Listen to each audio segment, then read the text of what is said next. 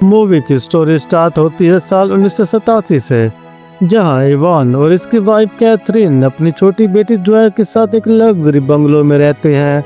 इनके घर में रेबिका नाम की एक हाउसकीपर भी काम करती है, जो अपनी दो बेटियों आइवी और वायलेट के साथ वहीं रहती है। तीनों बच्चे एक दूसरे को सिस्टर की तरह ट्रीट करती हैं, लेकिन आइवी बचपन से ही थोड़ा रेबल और डेंजरस नेचर की होती है। एक दिन इवान ऑफिस से एक्सेप्टेड टाइम से पहले घर वापस आ जाता है और आइवी देखकर एक्साइटेड होती है और कहती है कि आज घर में बहुत बड़े हंगामे होंगे। और सच में कुछ ही देर में बहुत बड़ा हंगामा हो जाता है। इवान रेबिका को बॉयफ्रेंड के साथ अफेयर करते हुए पकड़ लेता है, मतलब घपाघप करते हुए देख लेता है। दोनों मर्दों के दरमियान फाइट हो जाती है और फिर इवान और रेबिका के बीच बहुत ज्यादा शाउटिंग होने लगती है। ये आवाज़ सुनकर कैथरीन भी वहां आ जाती है। जब इसे रेबिका के अफेयर के बारे में पता चलता है तो वो फौरन इसे घर से निकाल देती है। रेबिका भी गुस्से में कैथरीन को ताना देती है और कहती है कि वो कभी भी इवान को वैसे सेटिस्फाई नहीं कर सकती जैसे वो करती है। रेबिका दोनों बेटों को लेकर मेंशन छोड़ देती है और जॉय के लिए बहुत इमोशनल मोमेंट होता है, क्योंकि आइवी और वायलेट इसकी क्लोज फ्रेंड थी।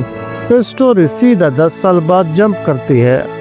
अब वायलेट जवान हो चुकी होती है और कई सालों बाद इवान फैमिली के घर वापस आती है। जोया भी अब बड़ी हो चुकी होती है और एक टैलेंटेड टेनिस प्लेयर बन गई होती है। जोया की एंगेजमेंट माइकल नाम के एक रिच और एम्बिशियस लड़के से हो चुकी होती है, जो इवान के बैंक में इंटर्नशिप करने वाला होता है। वायलेट जोया को बताती है कि इसकी माँ रेबिका कैंसर की वजह से मर चुकी है। साथ ही वो ये भी रिवील करते हैं कि इसकी बड़ी बहन आइवी भी अब जिंदा नहीं है, लेकिन वो इसके बारे में डिटेल में बात नहीं करना चाहती। जो है पुरानी जादू की वजह से इमोशनल हो जाती है और वायलेट को घर में रहने की ऑफर देती है। वो इसे अपनी मरी हुई माँ कैथरीन का रूम भी दे देती है। शुरू में सब कुछ नॉर्मल लग रहा होता है, लेकिन धीरे धीरे वायलेट का असली ऑब्सेसिव नेचर सामने आना स्टार्ट हो जाता है। एक पार्टी के दौरान वायलेट खुद को जॉय के अमीर फ्रेंड्स के बीच ऑकवर्ड और इनसल्ट फील करती है। दूसरी तरफ जॉय और माइकल के रिलेशनशिप में भी कुछ प्रॉब्लम्स चल रही होती हैं। माइकल कंप्लेन करता है कि जॉय इमोशनली और फिजिकली से दूर रहती है। इसी बीच माइकल की मुलाकात वायलेट से होती है, जो इस वक्त बहुत ही अजीब आउटफिट में होती है। माइकल इसके बारे में डाउटफुल हो जाता है कि वह असल में कौन सी जॉब करती है। वायलेट इसके कंफ्यूजन का फुल फायदा उठाती है और धीरे धीरे से मैनिपुलेट करना स्टार्ट कर देती है।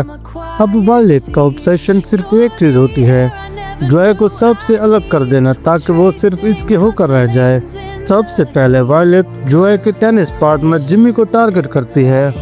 प्रैक्टिस के दौरान वो इन दोनों के ड्रिंक्स में सीक्रेटली अल्कोहल मिक्स कर देते हैं, जिसकी वजह से जॉय और जिमी दोनों बेहोश हो जाती हैं। इसके बाद वायलेट एक डेंजरस गेम खेलती है। वो जेमी को कॉम्प्रोमाइज सिचुएशन में फंसा देती है, ताकि इसे लगे कि इसके साथ कुछ गलत हुआ है। जेमी शॉक और एम्बैरेसमेंट की वजह से इवान हाउस छोड़कर चली जाती है और फिर कभी वापस नहीं आती। इसी तरह वायलेट जॉय की एक और क्लोज फ्रेंड को इससे दूर कर देती है। अब वायलेट का नेक्स्ट टारगेट माइकल होता है। पूल के पास वो माइकल को इमोशनली मैनिपुलेट करती है और इसके दिमाग में ये बात डाल देती है कि जॉय इसे चीट कर रही है। माइकल ऑलरेडी फ्रस्ट्रेटेड होता है, इसलिए वायलेट इसे इजीली अपनी तरफ अट्रैक्ट कर लेती है। वायलेट इसे ड्रग्स और बुरी आदतों की तरफ भी वापस ले जाने की कोशिश करती है, क्योंकि माइकल पहले एडिक्शन का शिकार रह चुका होता है। लेकिन माइकल को धीरे धीरे रियलाइज होता है कि वायलेट मेंटली अनस्टेबल है और वो इससे दूर रहने का फैसला करता है। ये रिजेक्शन वायलेट को और ज्यादा डेंजरस बना देती है, क्योंकि बचपन से ही इसकी माँ रेबिका ने इसके दिमाग में ये भर दिया था कि मर्द सिर्फ सेल्फिश और धोखेबाज होते हैं। अब वायलेट का अगला शिकार खुद इवान बन जाता है। एक दिन वो जानबूझकर इवान के सामने अजीबोगरीब तरीके से बिहेव करती है। वो कैथरीन के पुराने कपड़े पहनती है और इवान को इसकी मरी हुई वाइफ की याद दिलाती है। इवान भी धीरे धीरे वायलेट की तरफ अट्रैक्ट होने लगता है, क्योंकि इसे रेबिका के साथ गुजरा हुआ पास्ट याद आने लगता है। वायलेट असल में पूरी फैमिली को इमोशनली मैनिपुलेट कर रही होती है हर रिलेशनशिप को डिस्ट्रॉय करने की कोशिश करती है। अब सिचुएशन इतनी मैसी हो चुकी होती है कि जॉय को ही समझ नहीं आ रहा होता कि इसकी लाइफ में इतनी नेगेटिविटी अचानक कैसे आ गई। इसे बिल्कुल अंदाजा नहीं होता कि जिस लड़की को बचपन की बहन समझकर घर लाई थी, वही धीरे धीरे इसकी पूरी जिंदगी तबाह कर रही होती है। इवान फैमिली की पुरानी हाउसकीपर मिस बी शुरू से ही वालिद पर डाउट कर रही होती है। इसे महसूस हो जाता है कि वालिद वो मासूम लड़की नहीं जो सबके सामने बन रही है।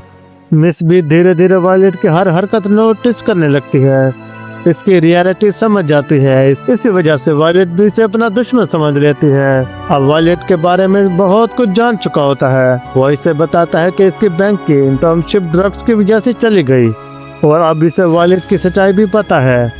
माइकल रिवील करता है कि असल में डेनिस में वेट्रेस का काम नहीं करते थे, वो सीक्रेट लाइफ जी रही थी और पैसे के लिए डेंजरस काम करते थे।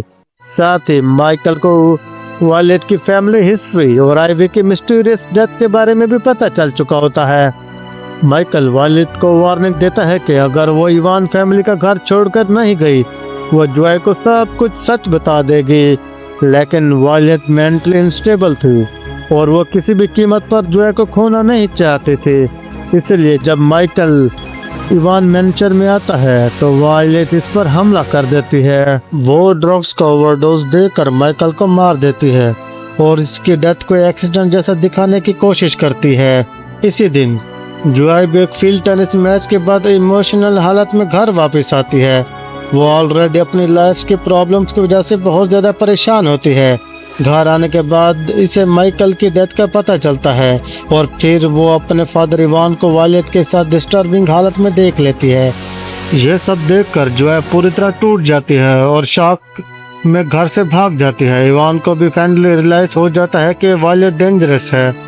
वो इससे कहता है कि अब इसे घर छोड़कर जाना होगा।